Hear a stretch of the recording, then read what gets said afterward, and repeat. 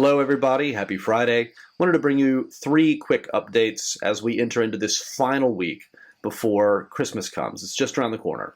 The first concerns this service that is coming up this Sunday. Our Sunday service is actually going to be a little different. We're going to be using the funeral liturgy from the 2019 prayer book. I know that sounds like an absolutely bizarre decision. Why in the world would we do a funeral when Christmas is just around the corner?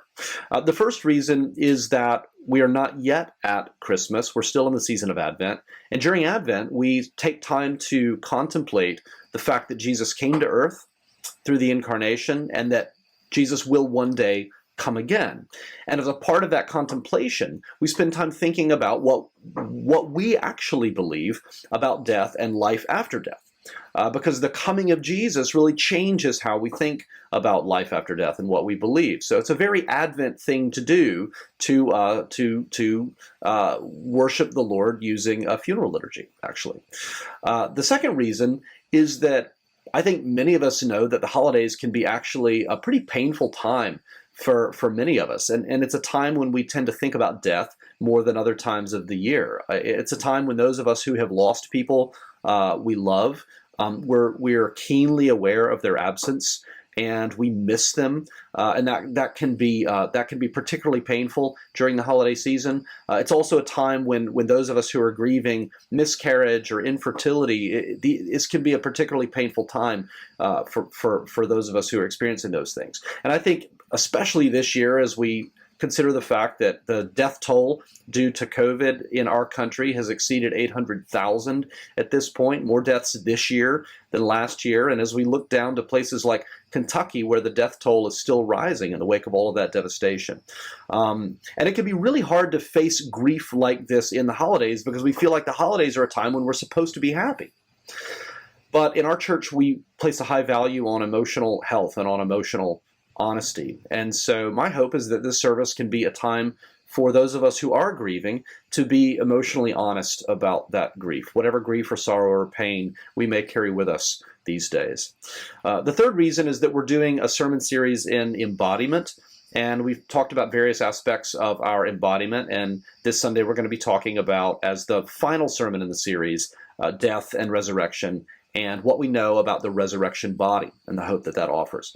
And so, as I thought about that and as I shared that with Pastor Dan said, well, why don't we use the funeral liturgy? That will just put on display the very things that we're going to be talking about in that sermon. So rather than just tell you about it, we just thought it would be a better idea to just let you experience it. So I hope you come. I hope you come sort of ready to enter into this experience, and I think it's going to be a wonderful preparation for Christmas. The second thing I wanted to talk about is year-end giving. I just want to say a big thank you to all of you who have given so generously, both to our general offering fund and then also to the home campaign over this last year. I know it's been a very challenging year for many of us, so that sacrificial generosity is just amazing to see. And as we come into December, a lot of us are thinking about ways that we might give as the year comes to a close. And I just wanted to invite you to consider Advent as a part of your year-end giving.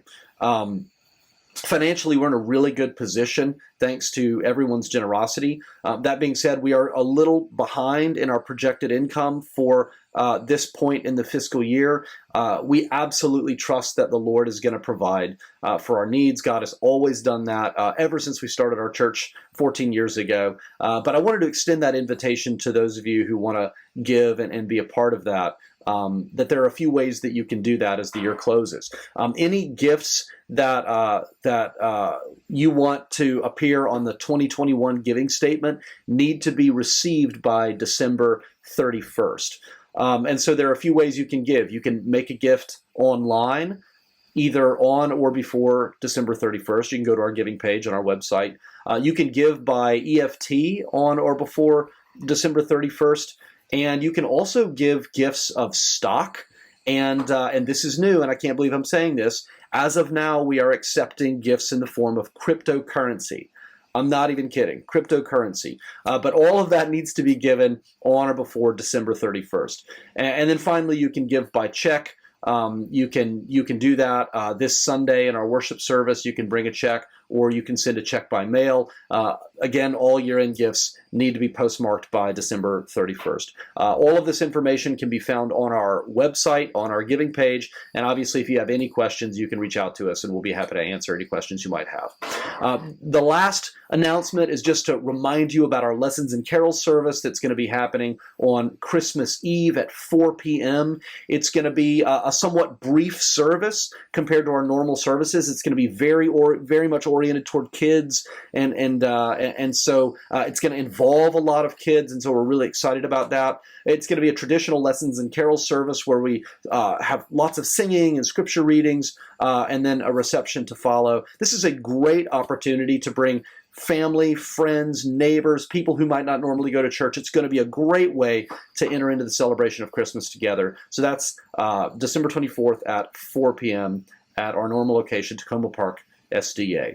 I spent some time praying for you all this morning. I pray that God would bless you this weekend in these final days of Advent. I'm so excited to celebrate this Sunday with you and to celebrate Christmas with you, and I look forward to seeing you soon. God bless you.